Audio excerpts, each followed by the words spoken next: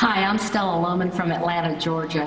I've taught in both public and private schools and now as a substitute teacher. I see administrators more focused on satisfying federal mandates, retaining funding, trying not to get sued, while the teachers are jumping through hoops trying to serve up a one-size-fits-all education for their students. What, as president, would you seriously do about what I consider a massive overreach of big government into the classroom? Thank you. That topic is for all candidates, and to get everyone to weigh in, 30 seconds each, please. Governor Johnson. I'm promising to submit a balanced budget to Congress in the year 2013. That's a 43% reduction in federal spending. I am going to promise to advocate the abolishment of the Federal Department of Education. The Federal Department of Education gives each state 11 cents out of every dollar that every state spends, but it comes with 16 cents worth of strings attached. So what America does not understand is that it's a negative to take federal money, give it to 50 laboratories of innovation, the states to improve on, and that's what we'll see, dramatic improvement. Senator Santorum. Yeah, 20 years ago, the federal contribution to education was 3%. It's not 11%, and our schools are doing worse. And it's exactly what Gary Johnson just said. It's because the federal governments are meddling. The bottom line problem with education is that the education system doesn't serve the customer of the education system. And who's the customer? The parents. Because it's the parents' responsibility to educate the children. It's been that responsibility from the moment they were born.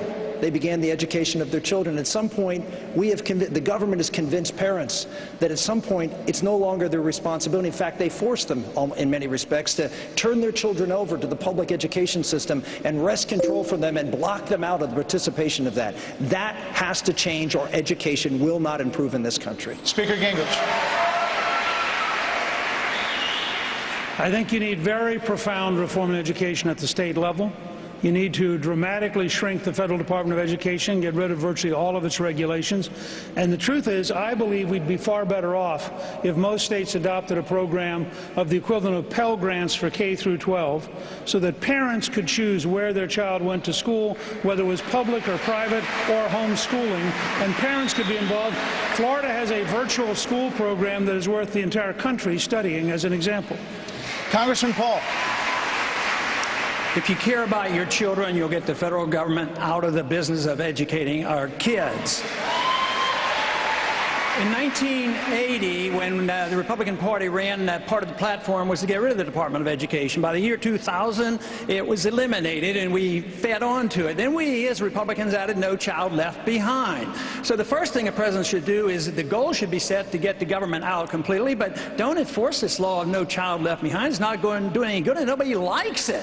And there's no value to it. The teachers don't like it, and the students don't like it.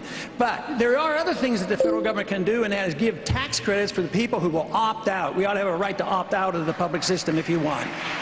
Governor Perry. There are a lot of good ideas here on the side, whether it's cutting back on the Department of Education, making those types of reductions. I happen to believe we ought to be promoting school choice all across this country. I think the voucher system, charter schools all across this country, but there's one person on this stage that is for Obama's race to the top, and that is Governor Romney. He said so just this last week, and I think that is an important difference between the rest of the people on this stage and one person that wants to run for the presidency, being in favor of the Obama race to the top, and that is not conservative. Governor Romney. Nice try. Let me tell you what I think I do. One, education has to be held at the local and state level, not at the federal level. We need to get the federal government out of education. And secondly, all the talk about we need smaller classroom size, look, that's promoted by the teachers' unions to hire more teachers. We looked at what drives good education in our state. What we found is the best thing for education is great teachers. Hire the very best and brightest to be teachers, pay them properly, make sure that you have school choice, test your kids to see if they're meeting the standards that need to be met, and make sure that you put the parents in charge. And as president, I'll stand up to the national teachers unions. Governor Romney, I want to give you more time. Did Governor Perry say something that wasn't true? I'm not sure exactly what he's saying. I don't support any particular program that he's describing. I think that the president, I think that the Secretary of Education, Arne Duncan, is doing a good thing by saying, you know what? We should insist that teachers get evaluated and that schools have the opportunity to see which teachers are succeeding and which ones are failing, and that teachers that are not successful are removed from the classroom. Those ideas by Secretary Duncan, that's a lot better than what the president did, which is cutting off school choice in the Washington, D.C. schools. So let's give us a full chance to talk about them. Congresswoman Bachmann. We need to do in education what's always worked historically, and that's local control with parents. What doesn't work is what we see happen right now. I'm a mom of 5 biological kids. We've raised 23 foster children in our home. The reason why I got involved in politics was because of the concern I had about our foster children, the education they were getting.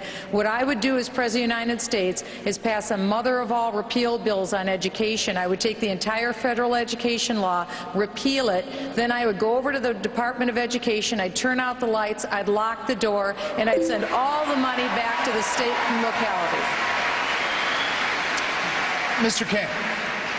A lot of good ideas. I won't repeat them.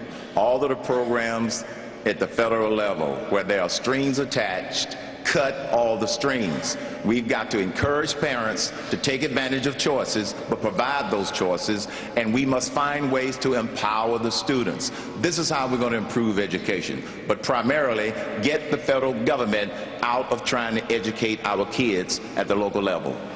Governor Huntsman.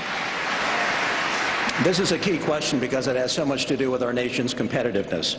I feel like I've run my own clinical trial in my home raising 7 kids. We've seen every option. We've experienced everything out there. But as governor, I learned some important things.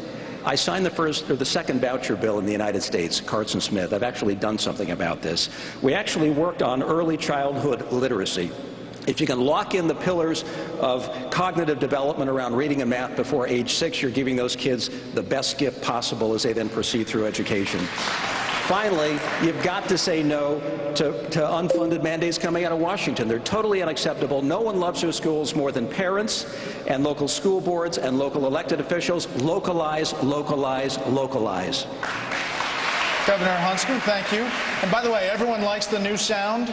It's far more pleasing instead of the bell. Okay, I guess they do. Chris Wallace with a round of questions on immigration. Congresswoman Bachmann, as you well know, a number of states are trying to crack down on illegal immigration. We got a bunch of questions on immigration like this one from Tim Emerson. This is a text question, so you don't need to look up there. Tim Emerson of California. He wrote this.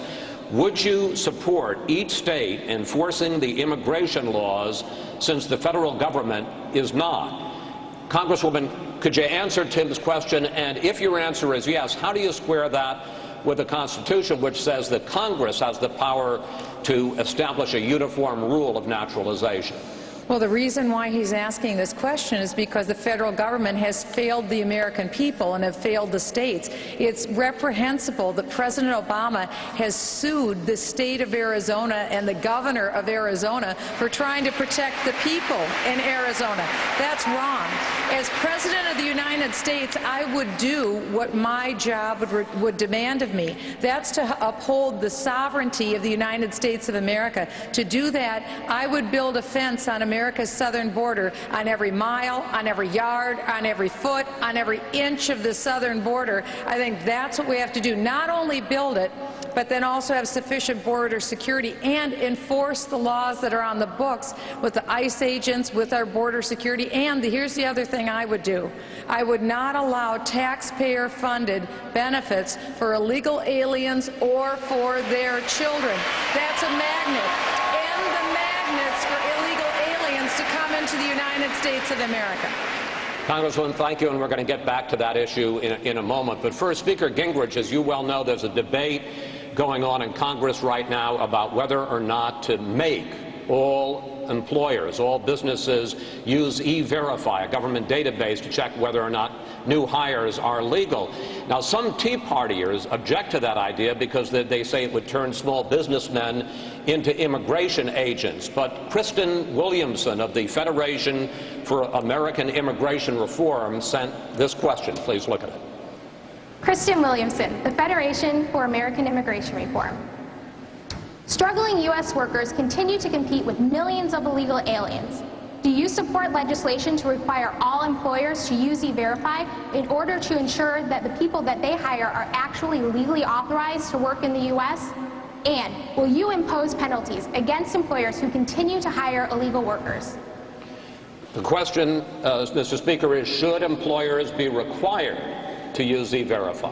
Well, let me say, first of all, I think that we'd be far better off to outsource E-Verify to American Express, MasterCard, or Visa, because they actually know how to run a program like that without massive fraud. Second, the program should be as easy as swiping your credit card when you buy gasoline.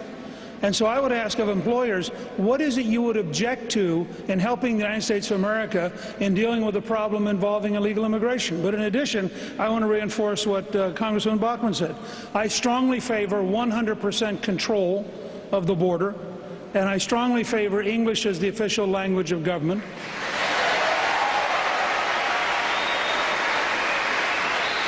And I favor modernizing the legal visa system to make it far more convenient, far easier, and far more practical here in Orlando, where we have a huge interest in people being able to visit easily for tourism. We have a terribly antiquated legal system, while our border is too open for people who are illegal. Mr. Speaker, thank you. Governor Romney, I want to continue a conversation that you had with Governor Perry in the last debate. In Massachusetts, you vetoed legislation to provide in-state tuition rates to the children of the illegals. Governor Perry, of course, signed the Texas DREAM Act to do exactly that. But what about Governor Perry's argument that it's better to get these kids an education and to get them jobs than to consign them just to being a burden on the state?